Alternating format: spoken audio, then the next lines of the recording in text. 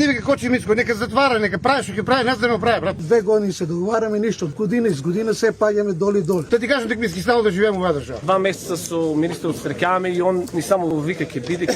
Од тие 2 месеца нема никаков одговор. Па нека дојде министерот да договори, па срамота во. Место се качува, производството паѓа, а трошкови се зголемуваат и ние сме дојдени до работна екзистенција што не може да обстане. Аз имам 40 тона домове, што ќе му правам? И сега пали да давам 15.000 евра, 20 па да сеям. Положил съм пример 10.000 евра ќе земам село. Кој работи без пари? Ако они работат без пари, ние да работим без пари. Сметки за платење, вода, струја, извршители, до тука не делови. Моментално ѓубрето оде во високи цени, а државата дали може да преземе нешто, они треба сами да одлучат. Треба да ми окупе некој ризо јас за да работам, да произведам, да земам нафта сега 92 денара е нафтата. Па ризо нешто 18-20 денара одеме по фабриките, молиме се.